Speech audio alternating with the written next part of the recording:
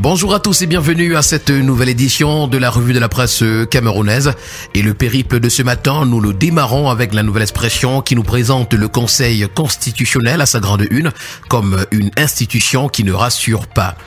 Pour tous les analystes indépendants et proches de l'opposition camerounaise, le Conseil constitutionnel commence à lever le voile sur les multiples visages insondables qu'il va présenter à l'occasion de la présidentielle de 2025. Une alerte à prendre au sérieux ce matin des pages 6 à 7 de la nouvelle expression.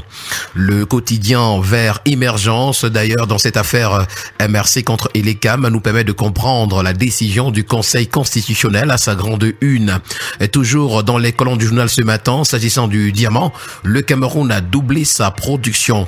À l'université de Tchang, on parle de l'inauguration d'un centre des droits de l'enfant. Et puis c'est Adja Jainabou Voldi qui s'exprime également ce matin. Je veux avoir des nouvelles de Djoubaïrou, la mère de l'activiste disparu depuis un mois. Dans une interview exclusive qu'elle a confiée au journal, réclame les preuves de vie de son fils.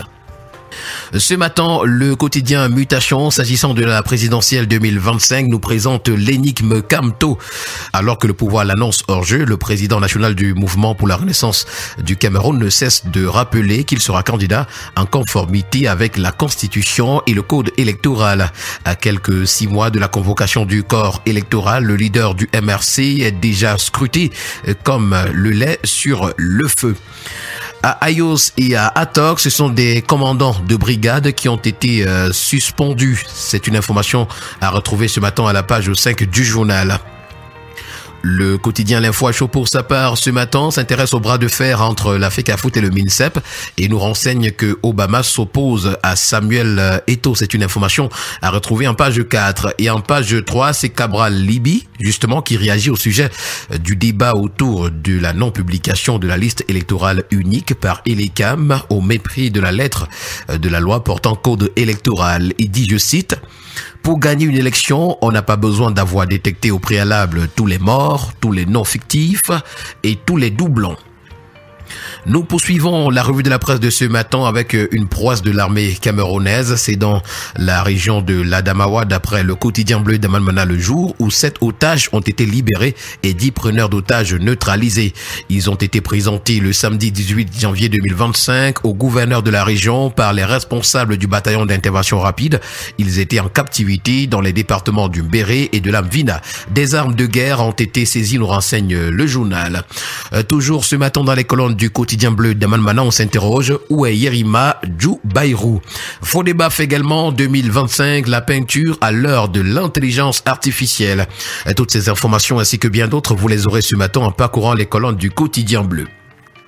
Le bi-hebdomadaire d'analyse, d'enquête et d'information générale, Le Point ce matin, titre à sa grande une, note financière, évaluation des performances, port autonome de Douala, solide et solvable. D'après le journal ce matin, pour la 3e année consécutive, l'agence d'évaluation du risque de crédit opérant en Afrique, Bloomfield Investment Corporation, vient d'attribuer les notes de long terme A et de court terme A2 au port autonome de Douala. Ces évaluations, accompagnées d'une perspective stable, confirment la solidité financière et la solvabilité de l'entreprise, malgré les défis d'un contexte économique mondial tendu.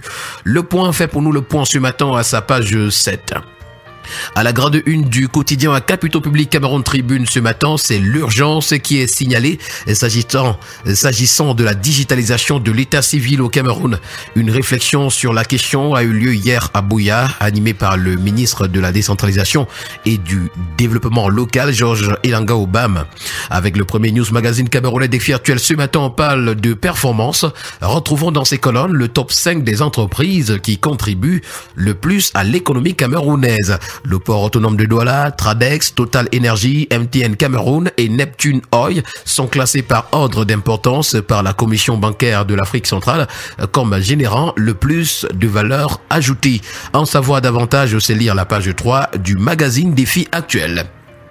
On parle d'économie ce matin avec le premier quotidien économique de la zone CEMAC. Ça, c'est le journal L'économie qui nous amène dans le septentrion où la contrebande à la peau dure. Le phénomène qui porte sur une gamme étendue de produits fait perdre des milliards de francs CFA chaque année à l'État du Cameroun. Avec le quotidien d'information républicaine, le drapeau, il s'agit de parler ce matin de la boucle de la Léquier avec les travaux qui avancent sereinement de ce côté. À l'extrême nord, c'est Manaouda Malachi qui galvanise le RDPC. Le quotidien Info Matin, pour sa part, s'agissant d'import-substitution, nous présente le bilan élogieux du MINRECI. Parlons de santé à présent avec le quotidien Éco-Santé, sida, paludisme, tuberculose. C'est le Sénamé qui réclame 1,9 milliard de francs CFA au programme de santé. La Centrale nationale d'approvisionnement en médicaments et consommables médicaux essentiels, Sénamé, chargée de l'approvisionnement et de la distribution des médicaments essentiels au Cameroun, se retrouve asphyxiée par une dette colossale accumulée par les programmes de santé partenaires. Le Comité national de lutte contre le sida est le plus mauvais payeur avec un solde dû de 1,2 milliard de francs CFA pour la gestion des ARV. Le programme national de lutte contre la tuberculose traite également une dette de 292 millions de francs CFA pour la gestion des médicaments contre la tuberculose et le programme national de lutte contre le paludisme affiche un solde impayé de 432 millions de francs CFA, mettant en péril la distribution des antipaludiques. Vaccination également, c'est environ 800 000 enfants de 1 à 5 ans qui n'ont pas été vaccinés au Cameroun entre 2019 et 2022. On parle de la CDC ce matin avec le quotidien Le Citoyen. L'État prend en charge sa dette. L'État camerounais secourt donc la Cameroon Development Corporation, CDC, en prenant en charge sa dette de 59,8 milliards de francs CFA sous l'impulsion du ministre des Finances, Louis-Paul Motazé. Avec le bi-hebdomadaire Le Financier d'Afrique ce matin, on parle de fiscalité. Le regard du patronat sur la loi des finances de 2025 nous est présenté ce matin. Dans un document publié récemment, le GECAM salue les avancées apportées par le gouvernement en matière fiscale, mais déplore le fait que ces améliorations privilégient l'accroissement des ressources de l'État au détriment de la stimulation de la croissance économique. Et nous allons terminer le périple de ce matin avec la lettre de la bourse. Cameroun, exécution du budget 2025, 59,8 milliards de francs CFA, c'est la somme qu'il faut pour reconstruire le sud-ouest.